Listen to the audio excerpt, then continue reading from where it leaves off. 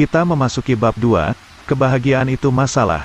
Sekitar 2500 tahun lalu, di kaki bukit Himalaya yang sekarang dikenal dengan Nepal, tinggallah di sebuah istana yang megah, seorang raja yang menunggu kelahiran seorang putra. Terhadap anaknya ini, sang raja memiliki sebuah ide besar, yaitu dia akan membuat hidup anaknya sempurna. Putra mahkota tidak akan pernah mengenal apa yang disebut penderitaan. Setiap kebutuhan dan keinginannya senantiasa akan dipenuhi. Raja mendirikan dinding yang tinggi mengelilingi istana untuk mencegah pangeran mengetahui dunia luar. Dia memanjakan anaknya, melimpahinya dengan makanan dan hadiah, mengelilinginya dengan para pelayan yang melayani setiap rengekannya, dan seperti yang direncanakan, anak tersebut tumbuh tanpa mengenal kejamnya kehidupan manusia. Seluruh masa kecil pangeran berjalan seperti ini. Meskipun mendapat kemewahan dan kelimpahan, pangeran itu menjadi anak muda yang judes. Tidak lama, setiap pengalaman terasa hampa dan tidak bernilai. Masalahnya adalah, apapun yang diberikan sang ayah, tampak tidak pernah cukup, tidak pernah berarti apapun. Di suatu malam yang sudah larut, pangeran menyelinap keluar istana untuk melihat apa yang ada di balik dinding. Dia menyuruh salah satu pelayan untuk mengantarkannya ke desa setempat, dan apa yang ia lihat di sana menakutkannya. Untuk pertama kali dalam hidupnya, pangeran menyaksikan penderitaan manusia. Dia melihat orang sakit, orang lanjut usia, gelandangan, orang yang kesakitan, bahkan orang yang sekarat. Si pangeran kembali ke istana dan mendapati dirinya berada dalam sejenis krisis eksistensial. Karena tidak mampu mencerna apa yang dilihatnya barusan, ia menjadi menyalahkan ayahnya atas segala hal yang telah dilakukan sang ayah kepadanya. Masalahnya terletak pada kekayaan pikir pangeran, dan itu membuatnya sangat menderita sehingga hidupnya terlihat begitu tak berarti. Dia pun memutuskan untuk melarikan diri. Namun tanpa disadari, pangeran justru menjadi seperti ayahnya, bahkan melebihi. Dia memiliki ide besar juga. Dia tidak hanya akan melarikan diri, dia juga berencana melepaskan kekayaannya, keluarganya, dan semua miliknya, lalu tinggal di jalanan, tidur di tempat kotor seperti binatang. Di sana ia akan membuat dirinya kelaparan, tersiksa, dan mengemis sisa makanan dari orang asing sepanjang hidupnya. Malam berikutnya, pangeran menyelinap keluar dari istana lagi. Kali ini ia tidak pernah kembali. Selama bertahun-tahun ia hidup seperti seorang gelandangan. Sampah masyarakat yang dibuang dan dilupakan, seperti kotoran anjing yang mengerak di bagian paling bawah tiang skala sosial, dan seperti yang direncanakan. Pangeran sangat menderita. Dia merasakan penderitaan lewat penyakit, kelaparan, rasa sakit, kesepian, dan membusuk. Dia menghadapi jurang kematian, cukup sering hanya makan satu keping cacang setiap hari. Beberapa tahun berlalu.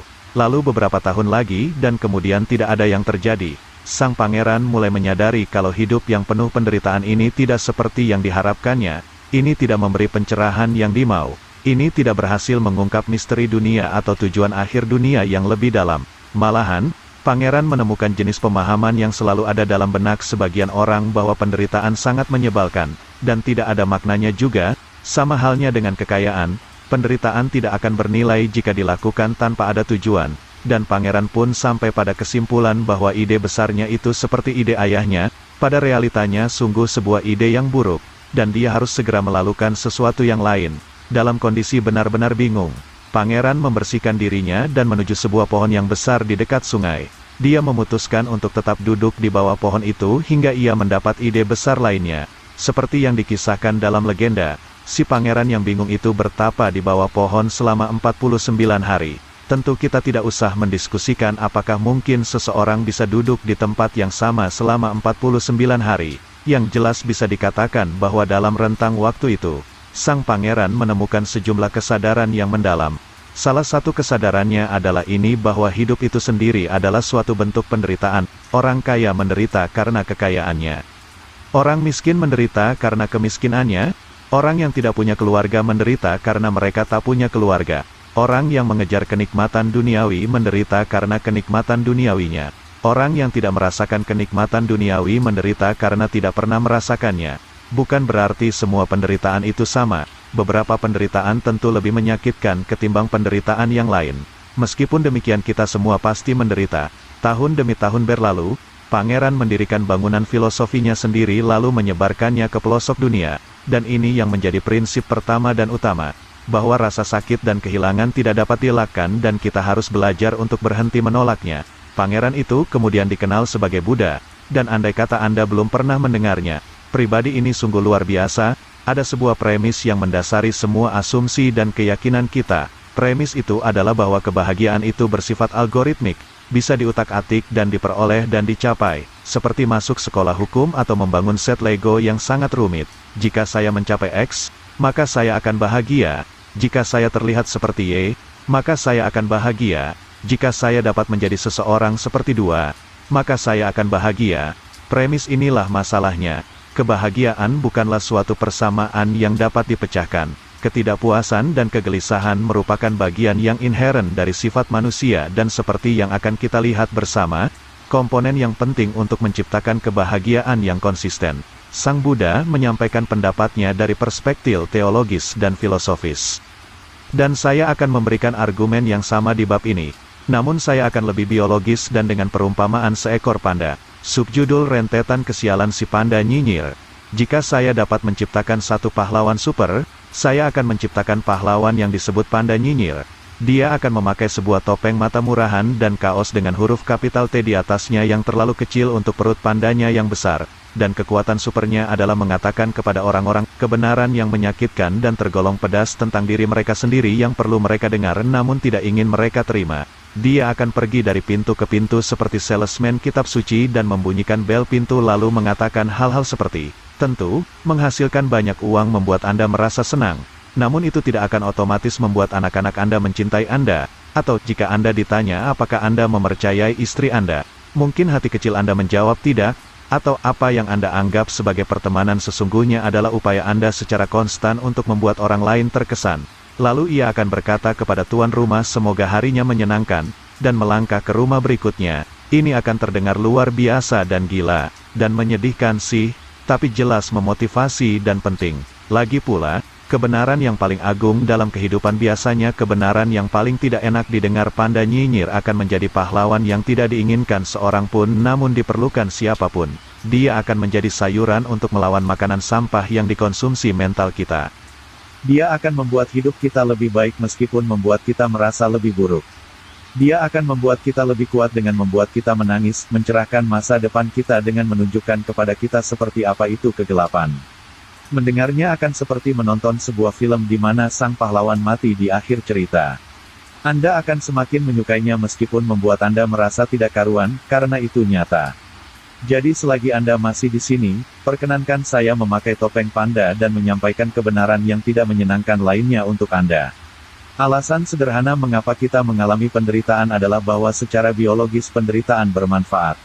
Ini adalah agen alami yang diperlukan untuk perubahan yang menginspirasi. Kita telah berevolusi untuk selalu hidup dengan derajat ketidakpuasan dan kegelisahan tertentu, karena hanya makhluk yang kurang puas dan tak terlalu amanlah yang mampu berinovasi dan bertahan hidup. Kita merasa tidak puas dengan apapun yang kita miliki dan merasa puas hanya dengan sesuatu yang tidak kita miliki.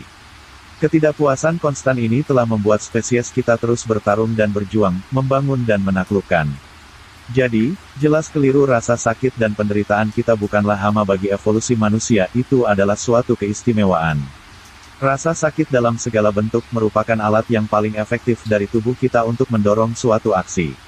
Ambil contoh sederhana seperti ketika tersandung sesuatu. Jika Anda seperti saya, ketika kaki Anda terantuk sesuatu Anda akan meneriakkan 4 huruf berawalan F. Yang akan membuat Paus Fransiskus menangis. Anda mungkin juga menyalahkan beberapa benda mati atas penderitaan Anda. Meja goblok, teriak Anda. Atau mungkin Anda bahkan bertindak lebih jauh lagi seperti mempertanyakan seluruh filosofi desain interior gara-gara kaki yang tersandung. Orang idiot mana yang menaruh kursi di sini? Punya otak nggak? Beralih dari kesakitan tersebut. Rasa sakit karena jari kaki yang tersandung itu, yang Anda dan saya bahkan Paus sendiri benci, ada karena sebuah alasan yang kuat. Penderitaan fisik tersebut merupakan produk sistem saraf kita. Sebuah mekanisme umpan balik yang memberi kita pengetahuan akan proporsi fisik kita sendiri di mana kita dapat dan tidak dapat bergerak, dan apa yang dapat dan tidak dapat kita sentuh. Ketika kita melewati batasan itu, sistem saraf kita sebagaimana mestinya menghukum kita dengan memastikan agar kita benar-benar memperhatikannya dan tidak pernah melakukannya lagi. Dan rasa sakit ini, sebagaimana kita membencinya ternyata berguna. Rasa sakit memberi pelajaran kepada kita akan apa yang harus kita perhatikan ketika kita masih muda dan suka teledor. Ini membantu menunjukkan kepada kita apa yang baik dan apa yang buruk bagi kita. Ini membantu kita memahami dan menaati batasan kita masing-masing. Ini mendidik kita agar tidak main-main di sekitar kompor atau menempelkan benda logam ke colokan listrik. Itulah alasannya bahwa menghindari rasa sakit dan mengejar kenikmatan tidak selalu berguna. Karena rasa sakit dapat sewaktu-waktu menentukan hidup mati kita. Tetapi rasa sakit tidak semata-mata secara fisik. Seseorang yang telah menonton prequel Star Wars pertama akan berkata kepada Anda kalau kita manusia, mampu mengalami rasa sakit psikologis yang akut juga. Faktanya, penelitian telah menemukan bahwa otak kita tidak mencatat banyak perbedaan antara rasa sakit fisik dan psikis. Jadi ketika saya bercerita kepada Anda tentang pacar pertama saya yang selingkuh dan mencampakkan saya, itu membuat saya merasa seperti ada alat pemecah es yang dimasukkan pelan-pelan ke tengah-tengah jantung saya. Well, kenyataannya memang kejadian ini sangat pedih, persis seperti ditusuk perlahan dengan alat pemecah es tepat di tengah jantung. Sama halnya dengan rasa sakit fisik, rasa sakit psikologis merupakan indikasi adanya sesuatu yang keluar dari keadaan wajar, ada beberapa batasan yang telah dilanggar. Dan seperti rasa sakit fisik, rasa sakit psikis kita tidak selamanya buruk atau bahkan tidak diinginkan. Dalam beberapa kasus, mengalami rasa sakit emosional atau psikis justru menyehatkan atau perlu. Seperti halnya jari kaki yang telah mendidik kita untuk tidak lagi tersandung meja, derita emosional akibat penolakan atau kegagalan mengajarkan kita bagaimana cara mencegah kesalahan yang sama di masa depan. Dan inilah hal yang sangat berbahaya dari suatu masyarakat yang dari hari ke hari, selalu mengelak dari ketidaknyamanan hidup yang jelas-jelas ada. Kita kehilangan manfaat dari mengalami dosis rasa sakit yang menyehatkan, sebuah kerugian karena kita terputus dari kenyataan dunia di sekitar kita.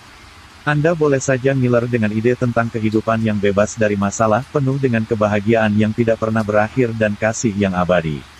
Namun di bumi ini masalah tidak pernah berakhir. Sungguh, masalah tidak akan pernah selesai. Si panda nyinyir baru saja mampir. Kami minum margarita, dan dia mengatakan kepada saya tentang semua hal itu, problem tidak ada. Habisnya, panda itu berkata masalah-masalah itu sekadar meningkatkan diri. Warren Buffett punya masalah keuangan, gelandangan mabuk yang tergeletak di Quick Mart juga punya masalah keuangan.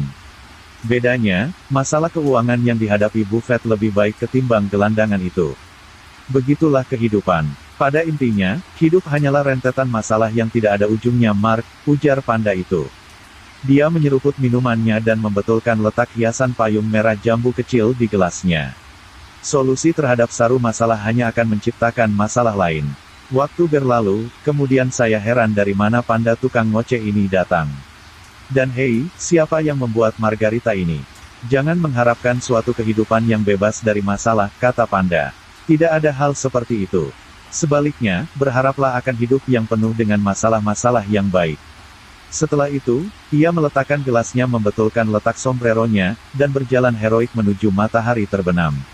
Subjudul kebahagiaan berasal dari memecahkan masalah. Masalah merupakan konstanta di kehidupan ini. Ketika Anda memecahkan masalah kesehatan Anda dengan cara membayar kartu anggota olahraga, Anda menciptakan masalah baru. Seperti harus bangun lebih awal agar bisa ke tempat latihan tepat waktu, mandi keringat selama 30 menit di atas elliptical ayau mesin latihan stasioner. Kemudian mandi dan ganti baju sebelum ke tempat kerja supaya tidak menyebarkan bau tak sedap di seluruh kantor.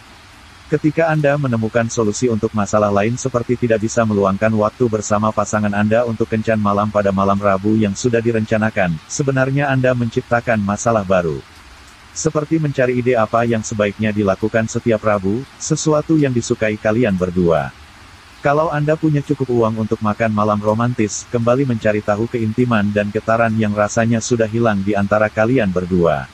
Serta mencari bahan untuk bercinta dalam sebuah batuk kecil yang terisi terlalu banyak gelembung. Masalah tidak pernah berhenti, mereka hanya datang silih berganti dan atau meningkat. Kebahagiaan datang dari keberhasilan untuk memecahkan masalah. Kata kuncinya di sini adalah memecahkan. Jika Anda berusaha menghindari masalah Anda atau merasa seakan-akan tidak punya masalah apapun, Anda akan membuat diri Anda sengsara. Jika Anda merasa kalau Anda memiliki masalah yang tidak dapat Anda selesaikan, sama halnya Anda membuat diri sendiri sengsara. Bumbu rahasianya ada dalam kata memecahkan masalah, dan bukan pada punya atau tidak punya masalah. Untuk menjadi bahagia, kita memerlukan sesuatu untuk dipecahkan. Dengan demikian kebahagiaan merupakan suatu bentuk tindakan, ini adalah sebuah kegiatan, bukan sesuatu yang diam-diam diberikan kepada kita. Bukan sesuatu yang secara ajaib Anda temukan dalam salah satu dari 10 artikel urutan teratas di Huffington Post dari guru atau pengajar tertentu. Ini tidak secara ajaib muncul ketika pada akhirnya Anda memiliki uang yang cukup untuk membuat satu kamar tambahan di rumah. Anda tidak akan pernah menjumpai kebahagiaan sedang menunggu Anda di suatu tempat, suatu ide, suatu pekerjaan atau bahkan sebuah buku yang membahas hal itu. Kebahagiaan merupakan proses kerja yang konstan, karena memecahkan masalah juga adalah proses kerja yang konstan. Solusi terhadap masalah kita hari ini akan meletakkan fondasi untuk masalah di esok hari dan seterusnya. Kebahagiaan yang sejati akan terwujud hanya jika ketika Anda menemukan masalah, Anda menikmatinya, dan menikmati proses pemecahannya. Kadangkala masalah-masalah tersebut sederhana, makan makanan sehat, pergi ke tempat baru, menamatkan video game yang baru saja Anda beli. Di lain waktu, masalah tersebut abstrak dan rumit, memperbaiki hubungan dengan ibu Anda, mendapatkan karir yang Anda sukai, menumbuhkan persahabatan yang lebih baik. Apapun masalah Anda, konsepnya sama, yaitu selesaikan masalah lalu berbahagialah. Sayangnya bagi banyak orang, rasanya hidup tidak sesederhana itu. Itu karena mereka menghadapi masalah dengan paling tidak satu dari dua cara berikut. 1. Penyangkalan. Beberapa orang mengingkari kenyataan bahwa mereka memiliki masalah, dan karena mereka menyangkal kenyataan itu, mereka harus secara konstan menipu atau mengalihkan diri mereka dari kenyataan hidup. Ini dapat membuat mereka merasa nyaman dalam jangka pendek. Namun ini justru menuntun pada hidup yang rapuh, neurotisme, dan pengekangan emosional. 2. Mentalitas korban. Beberapa orang memilih untuk meyakini bahwa tidak ada yang dapat mereka lakukan untuk menyelesaikan masalah mereka, bahkan ketika faktanya mereka mampu. Para korban ini memilih untuk menyalahkan orang lain atas masalah mereka atau menyalahkan situasi di luar diri mereka. Ini dapat membuat mereka merasa lebih baik untuk sementara waktu. Namun ini akan menggiring mereka pada kehidupan yang penuh amarah, ketidakberdayaan, dan keputusasaan. Orang-orang menyangkal dan menjadikan orang lain kambing hitam atas masalah mereka hanya karena tindakan semacam itu. Sangat mudah dan enak dilakukan, sementara di sisi lain menyelesaikan masalah itu sulit dan kadang terasa tidak menyenangkan. Segala bentuk tindakan menyalahkan dan menyangkal membuat kita cepat tinggi. Ini adalah cara untuk sementara waktu lari dari masalah kita, dan pelarian itu rupanya memberi kita jalan pintas yang membuat kita merasa nyaman. Orang bisa merasa tinggi karena macam-macam hal. Entah dari zat seperti alkohol, pembenaran moral yang datang dari menyalahkan orang lain, atau sensasi mendebarkan dari beberapa petualangan berisiko yang baru. Ini adalah cara yang sangat dangkal dan tidak produktif dalam kehidupan seseorang. Dunia lebih banyak menjajakan hal-hal yang membuat kita tinggi, ketimbang cara untuk memecahkan masalah yang masuk akal. Banyak guru kepribadian mengajari Anda bentuk penyangkalan baru dan menyemangati Anda dengan latihan-latihan yang terasa enak dalam waktu pendek, padahal itu mengabaikan isu yang mendasar. Ingat, tidak seorang pun yang mengklaim dirinya bahagia, masih perlu berdiri di depan cermin dan berulang-ulang berkata pada dirinya sendiri kalau dia bahagia. Tinggi, juga mengakibatkan kecanduan. Semakin Anda mengalami ketergantungan pada hal-hal yang membuat Anda merasa lebih baik, Anda akan semakin sering mencarinya. Dalam pemahaman ini, hampir segala hal bisa mengakibatkan kecanduan, tergantung pada motivasi yang ada di baliknya. Kita semua memiliki metode yang kita pilih sendiri untuk mematikan rasa sakit dalam masalah kita, asal dalam dosis normal itu tidak masalah. Semakin lama kita menghindar dan semakin lama kita mematikan rasa sakit, akan semakin besar rasa sakit ketika pada akhirnya kita benar-benar menghadapi permasalahan tersebut. Subjudul, emosi dinilai terlalu tinggi. Emosi berkembang untuk satu tujuan spesifik, yaitu membuat kita hidup dan membuatnya sedikit lebih baik. Itu saja. Emosi adalah mekanisme umpan balik yang mengatakan kepada kita apakah sesuatu itu sepertinya benar atau salah untuk kita, tidak kurang dan tidak lebih. Seperti halnya rasa sakit akibat menyentuh kompor yang panas mengajari Anda agar tidak menyentuhnya lagi. Kesedihan karena kesepian mengajari Anda untuk tidak melakukan hal-hal yang membuat Anda merasa sangat kesepian lagi. Emosi hanyalah sinyal biologis yang dirancang untuk mengarahkan Anda ke perubahan yang bermanfaat. Tolong pahami, bukan maksud saya untuk menyentil krisis paruh baya Anda atau fakta bahwa ayah Anda yang pemabuk mencuri sepeda Anda ketika Anda masih 8 tahun dan Anda masih belum dapat melupakannya. Tapi ketika itu terjadi pada Anda, kemudian Anda merasa sedih, Itu karena otak Anda berkata bahwa di situ ada suatu masalah yang belum tersentuh atau tidak terselesaikan. Dengan kata lain, emosi negatif adalah suatu panggilan untuk bertindak. Ketika Anda merasakannya, itu karena seharusnya Anda melakukan sesuatu.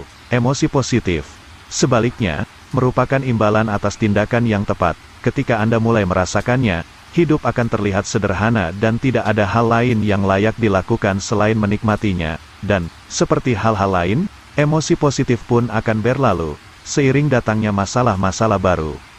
Emosi hanya sebagian dari persamaan dalam kehidupan kita, bukan seluruhnya. Hanya karena sesuatu terasa enak, tidak berarti itu baik. Hanya karena sesuatu terasa tidak enak bukan berarti itu buruk. Emosi hanya pelang penunjuk jalan, anjuran yang disampaikan neurobiologi dalam diri kita, bukan perintah. Karena itu, sebaiknya kita tidak langsung mempercayai emosi kita sendiri. Malah saya yakin kalau kita sebaiknya membiasakan diri untuk mempertanyakan emosi kita masing-masing. Banyak orang diajari untuk menekan emosi mereka demi berbagai alasan pribadi, sosial, atau budaya, terutama emosi negatif. Sedihnya, menyangkal emosi negatif berarti menolak mekanisme umpan balik yang membantu seseorang untuk menyelesaikan masalah. Sebagai hasilnya, banyak individu yang tertekan ini berjuang menghadapi masalah mereka sepanjang hidup. Dan jika mereka tidak bisa memecahkan masalah, mereka tidak bisa bahagia. Ingat, ada alasan di balik rasa sakit. Namun ada orang-orang yang mengenali emosi secara berlebihan. Semua hal dibenarkan hanya berdasar pada apa yang mereka rasakan. Oh, saya mematahkan kaca depan mobilmu, itu karena saya sungguh marah, saya tidak bisa menahannya. Atau, saya keluar dari sekolah dan pindah ke Alaska hanya karena rasanya itu keputusan yang tepat. Pengambilan keputusan berdasar intuisi emosional, tanpa dibantu penalaran agar tetap pada jalurnya, biasanya membuat sesak di akhir. Apakah Anda tahu siapa yang menyandarkan seluruh hidup pada emosinya? Jawabannya adalah balita dan anjing. Anda tahu selain balita dan seekor anjing. Tahi di karpet. Obsesi dan perhatian yang berlebihan terhadap emosi akan menggagalkan kita karena alasan sederhana, yaitu bahwa emosi tidak kekal. Apapun yang membuat kita bahagia hari ini tidak akan membuat kita bahagia lagi esok. Karena biologi kita selalu membutuhkan sesuatu yang lebih. Fiksasi terhadap kebahagiaan secara niscaya akan meminta kita untuk tiada habisnya mengejar sesuatu yang lain, rumah baru, hubungan baru, tambah momongan, kenaikan gaji. Tak peduli seberapa keras jerih payah yang telah kita keluarkan, kita akan bertemu pada semacam perasaan menakutkan yang serupa saat kita memulai semua ini. Tidak cukup, psikolog kadang menyebut konsep ini sebagai treadmill hedonis. Idenya adalah bahwa kita selalu bekerja keras untuk mengubah situasi hidup kita, namun sebenarnya kita tidak pernah merasa sangat berbeda. Inilah mengapa masalah kita selalu berulang dan tidak dapat dihindari. Orang yang Anda nikahi adalah orang yang dengannya Anda beradu mulut. Rumah yang Anda beli adalah rumah yang Anda perbaiki. Pekerjaan idaman yang Anda miliki adalah pekerjaan yang membuat Anda stres. Setiap hal didapat melalui suatu pengorbanan. Apapun yang membuat kita merasa nyaman, tak dapat disangkal, juga akan membuat kita merasa buruk. Apa yang kita dapatkan adalah apa yang kita lepaskan. Apa yang menciptakan pengalaman positif kita akan menentukan pengalaman negatif kita. Ini adalah pil pahit yang sulit ditelan. Kita menyukai ide bahwa ada beberapa kebahagiaan yang pada akhirnya dapat dicapai. Kita menyukai ide bahwa kita dapat meringankan semua penderitaan kita secara permanen. Kita menyukai ide bahwa kita dapat merasa penuh dan puas dengan hidup kita selamanya. Tapi kita tidak mampu. Subjudul, pilih medan juang Anda. Jika saya bertanya kepada Anda, apa yang ingin Anda raih dalam kehidupan ini? Dan bila jawaban Anda kira-kira bakalan begini, saya ingin bahagia dan memiliki sebuah keluarga dan pekerjaan yang saya suka, tanggapan Anda tersebut sangat lazim dan sepertinya, tiada ada artinya sama sekali. Setiap orang menikmati apa yang mengenakan. Setiap orang ingin hidup dengan riang gembira, senang dan mudah, jatuh cinta dan merasakan seks dan hubungan yang luar biasa. Setiap orang terlihat sempurna dan berduit, populer, dihormati dan dikagumi, dan jadi jagoan di lantai dansa, yang membuat kerumunan orang akan terbelah seperti laut merah ketika Anda berjalan santai memasuki ruangan. Setiap orang menginginkannya. Mudah untuk menginginkannya. Sebuah pertanyaan yang lebih menarik, sebuah pertanyaan yang tidak pernah disadari sebagian besar orang, adalah, rasa sakit apa yang Anda inginkan dalam hidup Anda? Apa yang membuat Anda rela berjuang? Karena itu tampak seperti faktor yang sangat menentukan menjadi apa hidup kita nantinya. Sebagai contoh, sebagian besar orang ingin mendapatkan posisi puncak di perusahaan dan mendapatkan banyak uang, namun tidak banyak orang yang bersedia menderita selama 60 jam minggu kerja, perjalanan pergi pulang kantor yang jauh, berkas kerja yang memuakkan dan menghadapi hierarki perusahaan yang sewenang-wenang demi melarikan diri dari neraka kubikel yang tak berujung. Hampir semua orang menginginkan seks yang memuaskan dan hubungan yang luar biasa, namun tidak setiap orang mau menjalani percakapan yang alot, keheningan yang menyiksa perasaan, yang tersakiti, dan psikodrama emosional untuk sampai ke sana. Jadi mereka pikir lebih baik diam saja. Mereka memilih diam, dan selama bertahun-tahun gusar oleh angan-angan sendiri, seandainya saja, hingga angan-angan itu menjelma dari seandainya saja, menjadi terus sekarang apalagi, sampai ketika akhirnya para pengacara sudah pulang dan cek tunjangan perceraian ada dalam surel. Pertanyaan itu menjadi, untuk apa ini semua? Jika bukan demi memenuhi standar dan harapan mediokret mereka yang dibuat 20 tahun sebelumnya, lalu untuk apa? Karena kebahagiaan membutuhkan perjuangan. Kebahagiaan tumbuh dari masalah. Kegembiraan tidak keluar dari tanah seperti bunga aster dan pelangi. Kepenuhan dan makna hidup yang nyata, serius, berumur panjang harus diraih dengan cara memilih dan mengelola medan juang kita sendiri. Entah Anda menderita karena rasa cemas dan kesepian atau gangguan kompulsif obsesif atau akibat seorang bos brengsek yang menghancurkan separuh jam kerja Anda setiap hari. Solusinya terletak pada penerimaan dan keterlibatan aktif atas pengalaman negatif tersebut, bukan dengan menghindarinya, bukan pula dengan adanya penyelamat yang datang. Orang-orang mendambakan fisik yang mengagumkan, namun Anda tidak akan mencapainya kecuali Anda sungguh menghargai rasa sakit dan tekanan fisik yang menyertai aktivitas Anda di tempat kebugaran jam demi jam, kecuali Anda rajin menghitung dan mengkalibrasi makanan yang Anda konsumsi, merencanakan hidup Anda dalam porsi piring berukuran kecil. Orang ingin memulai bisnis mereka sendiri, tapi Anda tidak akan menjadi seorang wirausahawan yang sukses kecuali Anda mampu menghargai resiko, ketidakpastian, kegagalan yang datang berulang-ulang, investasi waktu gila-gilaan yang mungkin hanya demi sesuatu yang tidak menghasilkan apapun. Orang-orang menginginkan pacar, pasangan hidup, namun Anda tidak akan mampu menarik perhatian seseorang yang Anda sukai tanpa menghargai goncangan emosional yang disertai penolakan, mengatur ketegangan seksual yang tidak pernah tersalurkan dan menatap kosong telepon yang tidak pernah berdering. Inilah bagian dari permainan cinta. Anda tidak akan pernah memenangkannya jika Anda tidak ikut bermain. Apa yang menentukan kesuksesan Anda bukanlah tentang apa yang ingin Anda nikmati. Pertanyaan yang relevan adalah, rasa sakit apa yang ingin Anda tahan? Jalan setapak menuju kebahagiaan adalah jalan yang penuh dengan tangisan dan rasa malu. Anda harus menentukan pilihan. Anda tidak mungkin memiliki hidup yang bebas dari rasa sakit. Hidup tidak bisa selalu merah seperti mawar, dan fantastis seperti unicorn. Pertanyaan tentang kenikmatan tergolong mudah karena hampir semua orang punya jawaban serupa. Pertanyaan yang lebih menarik adalah tentang penderitaan. Derita apa yang ingin Anda hadapi? Itulah pertanyaan sulit yang perlu disadari. Pertanyaan yang sebenarnya akan mengantar Anda ke suatu tempat. Itulah pertanyaan yang dapat mengubah sebuah sudut pandang, sebuah kehidupan. Inilah yang membentuk saya dan Anda. Inilah yang menentukan pribadi kita dan yang membedakan kita, serta yang pada ujungnya menyatukan lagi kita semua. Selama masa remaja dan awal dewasa, saya berfantasi menjadi seorang pemusik rockstar persisnya. Setiap kali mendengar musik dengan iringan gitar yang kencang, saya selalu menutup mata dan membayangkan diri saya berada di atas panggung, memainkan gitar di tengah teriakan kerumunan penonton. Dan orang-orang pun pasti akan lupa diri mendengar permainan jari saya yang memukau.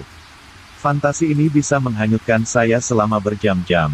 Bagi saya, pertanyaannya bukan bagaimana jika saya bisa di atas sana bermain di depan para penonton yang terus berteriak, tapi kapan saya harus merencanakan itu semua. Sederhananya, saya harus terlebih dahulu menentukan waktu sebelum saya mencurahkan tenaga dan upaya untuk sampai di sana dan menorehkan nama saya. Pertama, saya harus selesai sekolah. Kemudian, saya perlu mendapatkan uang tambahan untuk membeli peralatan band. Lalu saya perlu mencari waktu luang yang cukup untuk berlatih.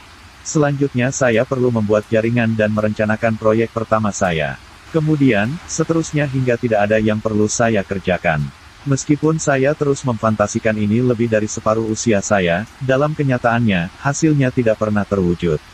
Dan saya perlu waktu yang lama dan perjuangan yang melelahkan sampai pada akhirnya tahu alasannya, saya tidak benar-benar menginginkannya.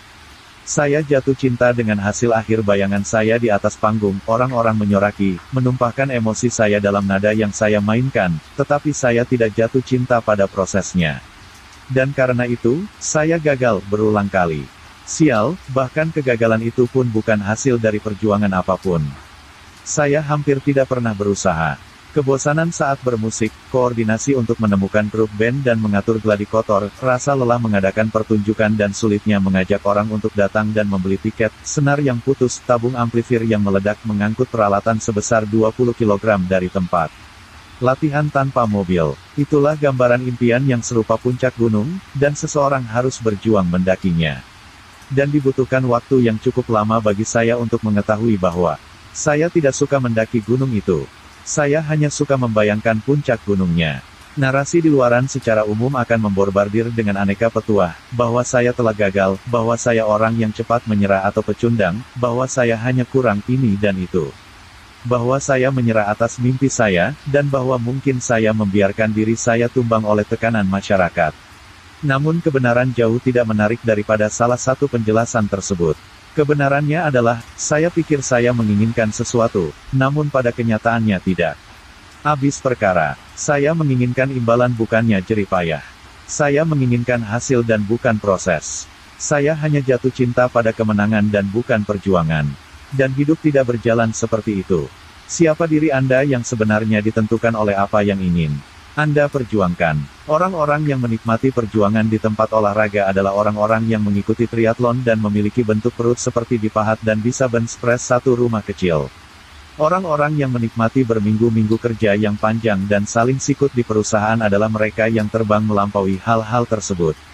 Orang-orang yang menikmati tekanan dan ketidakpastian gaya hidup dari seorang seniman kelaparan adalah mereka yang pada akhirnya mampu menghidupi dan menjalaninya. Ini bukan tentang kekuatan kehendak atau omong kosong tentang keuletan.